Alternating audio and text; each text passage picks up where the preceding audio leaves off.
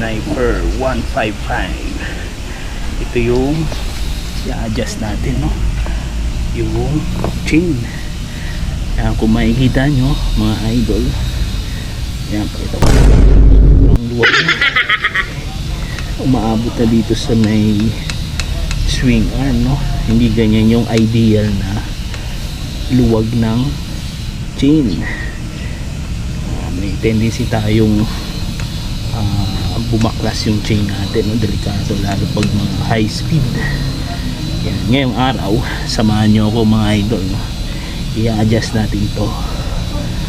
Kaya sa mga bago pa lang, no, dito sa aking channel, please subscribe mga idol, no? Bry Moto Vlog na pala. Gusto nyo yung mga ganitong content, mga daily routine, mga DIY na motor, yan, dito nyo makikita sa atin. Kaya samahan nyo ako mga idol. Ito yung gagamitin natin sa pag-adjust ng ating chain, no mga idol. Papakita ko sa inyo, ito yung mga tools na kailangan natin, no? Unang-unang kailangan natin yung 14mm na open close range. Ito yung pantanggal dito sa ating brake pad, no? Papaluwagan natin katulad nito. Yan. Ito yung una nating i-adjust. Yan, pag-adjust niyan, yan, pa-counterclockwise lang, no? Yan, adjust niya lang yan. Yun, pag nakita nyong maluwag na katulad yan, yan,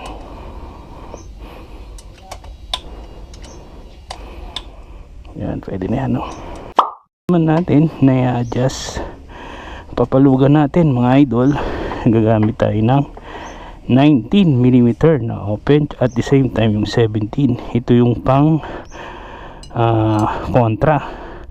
Itong 19 dito natin lalagay, sa may yan, ito yung parang lock, dito ko kontrahin natin. Ayan, para ma-adjust yan ang counterclockwise pababa mga idol, no? Ang pag adjust para maluwagan, no? Pababa, yan, yun, yan, yan, paluwagan natin, yan natin dito para tapos hawakan nyo tong D-shed para hindi umikot. Ayan, yan, paluwagan lang natin. Ito yung pangalawa nyong i-adjust pag mag-a-adjust kayo ng chain ng mga motor. Yan, pag na-adjust na, ang pangalawa nyong i-adjust ay itong chain adjuster. Yan, ito yung papalugan natin. Itong chain adjuster mayroon dalawang nut, no? Yan, ito yung unang papalugan natin. Yung una, ito yung kukontra natin. Yan, yan, paluwagin muna natin to hanggang sa maluwag na. Yan, sa kanyo ngayon i-adjust kung anong gusto nyong adjust, no? Yan, adjust natin ng ganyan.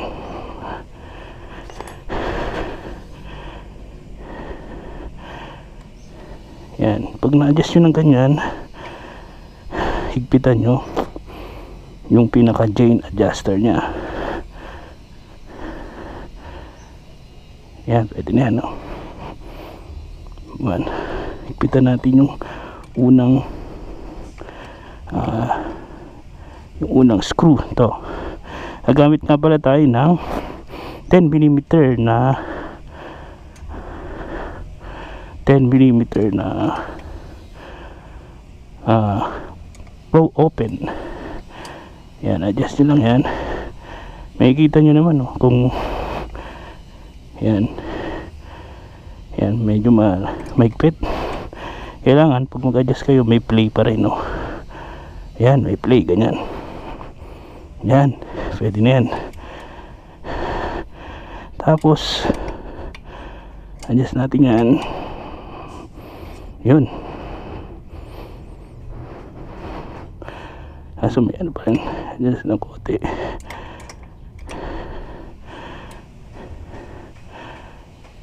Ayan. Yan, pwede na. Higpitan natin ng kote. Yan. Tapos yung pangalawang screw na higpitan natin. Ito yung lock, no?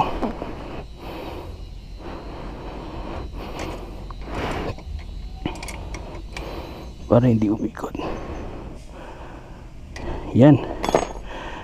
Ayan, oh. Oh, yan. Kanina kasi maluwag. Tapos, bibilangin nyo ngayon yung guhit dito, mga idol. Ayan, oh. Yung guhit. Ang guhit yan ay 1, 2, 3, 4, 5. Ayan. Kailangan sa kabila 5 din yan, mga idol. 1, 2, 3, 4, 5. Yan, mga idol, no? Higpitan na nga natin yan, mga idol. Ito yung unang higpitan. Yan. Tapos ito naman yung pangalawa. Yan yung pangontra. Yan. Yan. Check natin kung 5 din. 1, 2, 3, or 5. Tama. Then ilagay na natin itong nut nya, no? Yan. Tapos ayan, adjust na natin. Tapos ang una nyong higpitan ay yung una nyong niluwagan, no? Itong lock ng pad to. Yan, higpitan natin ngayon. Yan. Gamit tayo ng 14.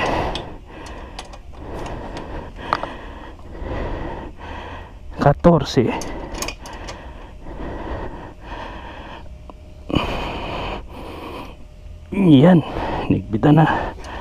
Huwag masyadong maigpit, no? Kasi baka ma-lost thread. Tapos ang pangalawa nyo i-adjust na itong gamit tayo ng 19 at 17. Ang pag ano naman na ito, kanina paglubag pababa, ngayon ano naman pataas ang pagkabit, no? Ayan. Ayan yung pag adjust. Ito pag kinabit nyo din, kukontrahin nyo lang din yung kabila.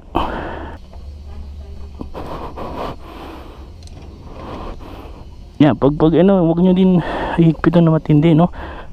Baka ma-lost thread. Yan. Tapos paikutin nyo kung okay na sa inyo yung adjust. Ayan, no? May play pa rin siya. Adjust natin. Yan. Yan, maganda pa na. Hindi na kanina sobrang luwag, no? Yan, ganyan lang pag-adjust, mga idol. Mabilis lang kahit tayo mismo mag-adjust, no? Panlinis ng chain lube. Yan, bibili ako sa Shopee ng ganito, no? Yung Kobe chain lube. Dilinisan natin.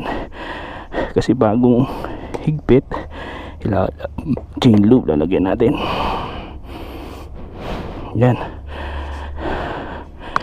Huwag, yan, ano, lilisan nyo lang din muna. Yan, o. Lilisan nyo lang para hindi kumapit yung mga bago nyo lagyan ng chain lube, no? Yan, linisan natin yan.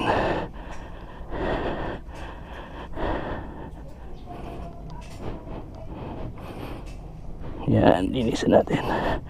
Hindi kaya sobrang higpit. Pwede na. Basta may ano, may play. Mga idol, na-adjust na natin ang chain. Ngayon, hindi na siya ganun kaluwag. Yan, may play pa rin siya, no?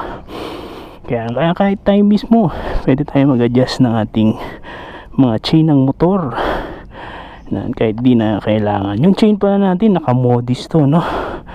Ang size niya ay 48-17 yata to. Oo, tama. Lagyan natin ng chain lube.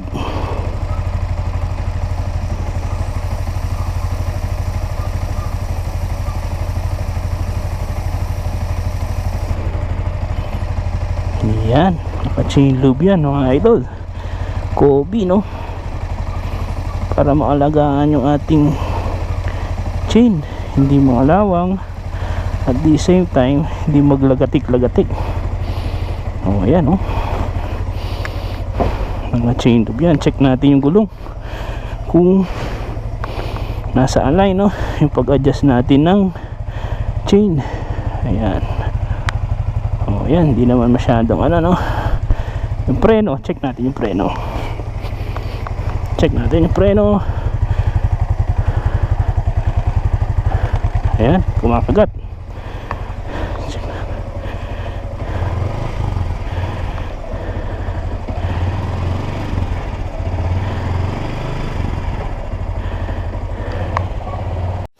Mga idol, maraming salamat. Keep safe, keep ride safe mga idol. Keep riding, no?